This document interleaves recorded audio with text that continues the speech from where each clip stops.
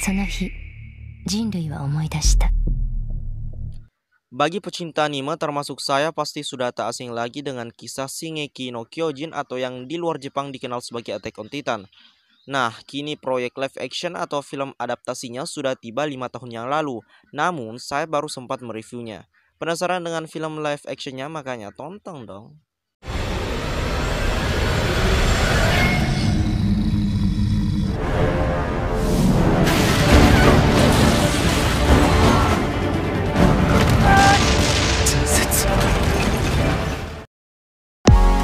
Oke, hai para people yang rupawan, gimana kabar kalian? Kalian udah kentut? Nice. Oke, pada video kali ini saya selaku admin Tanfan akan mereview sebuah film live action yang diadaptasi dari sebuah anime dan manga kesukaan saya yang bernama Tukang Haji Naik Bubur. Hah? Sorry salah skrip. Maksud saya yang berjudul Shingeki no Kyojin atau biasa disebut Attack on Titan. Oke, jadi tanpa berlong time lagi, langsung saja kita ke review filmnya. Seperti biasa, my name is Ryan and welcome to review film.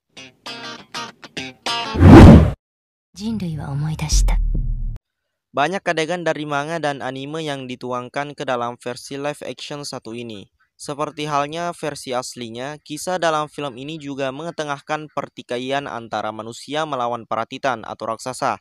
Gawatnya, para raksasa tidak hanya sekedar membunuh, tetapi juga memakan manusia yang dilihatnya. Sedikit berbeda dari manga maupun anime, di sini kita melihat sang tokoh utama yang bernama Eren yang berusia cukup dewasa saat diperkenalkan pertama kali.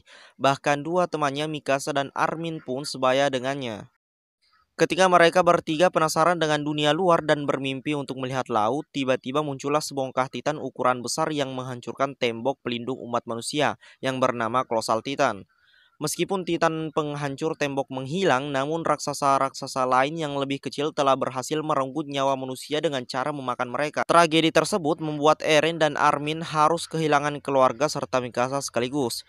2 tahun kemudian mereka berdua pun ikut bergabung secara sukarela bersama tim ekspedisi keluar tembok dengan beberapa rekan seperti Sasha Blows, Jean Christine, Sanagi, Lil Fukushi, dan Hyana. Bentar, Sanagi, Lil Fukushi, dan Hyana ini siapa anjir? Tanpa diduga, ekspedisi mereka berujung pada misi bunuh diri yang membuat satu persatu anggotanya dijadikan sebagai santapan para titan. Eren dan Armin pun harus bertahan hidup dari serbuan raksasa sehingga mereka bertemu dengan orang yang paling kuat di dunianya yang bernama Shikishima. Jadi for your info, Shikishima ini adalah pengganti dari karakter Levi dalam anime. What the fuck, jadi Levi nggak ada di sini anjing. Aduh.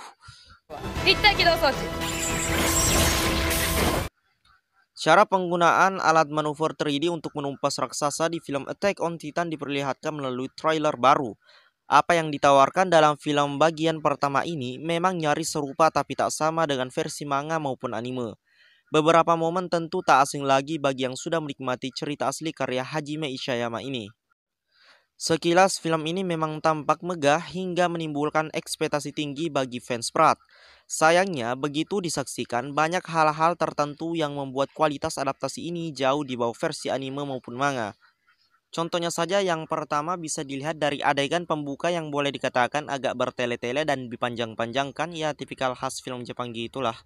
Lalu kita juga melihat cukup banyak watak karakter maupun momen jenaka dari manga yang terlalu dipaksakan untuk diselipkan ke dalam adegan atau dialog penting.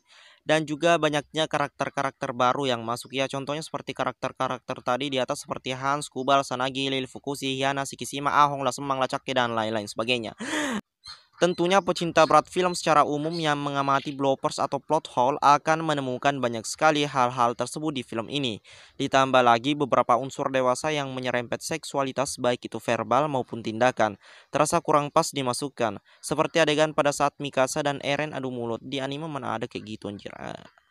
後頭部より下、うなじにかけて大きく損傷すれば再生巨人殺しの英雄敷島隊長。最も有効なのは世界は残酷。無理だ、勝ち目なんかねえんだよ。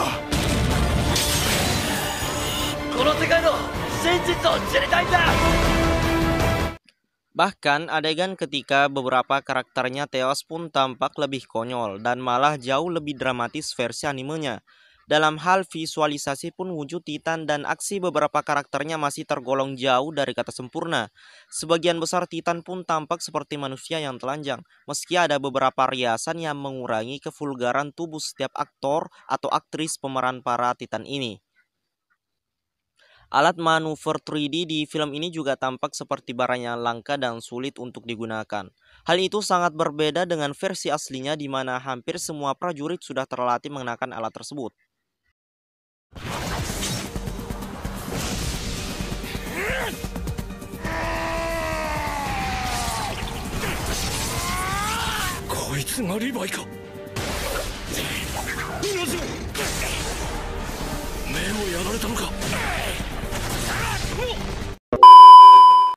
Alhasil bagi para pecinta fanatik Attack on Titan bolehlah sedikit mengapresiasi hasil kerja keras sutradara Shinji Higuchi ini. Sebenarnya dalam segi visual editing sih keren, bahkan VFX-nya menurut saya pribadi udah wanjai banget. Tapi kalau dalam plot itu yang kurang, itu penilaian saya sih pribadi. Jadi bagaimana menurut pendapat kalian wahai para people? Oke, itu saja untuk review kali ini. Terima kasih telah menonton. Jadi untuk lebih jelasnya silahkan nonton sendiri. Saya Admin Tanfan pamit undur diri dan terima kasih.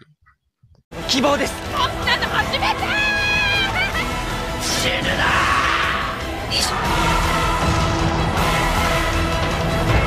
進撃の巨人。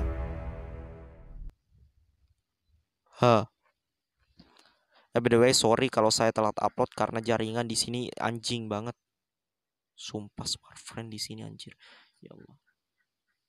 Padahal dulu saya pakai Tri enggak kayak gini, Pak. Enggak kayak gini. Baru pada saat saya pakai smartphone kayak gini anjir. Aduh. Damn!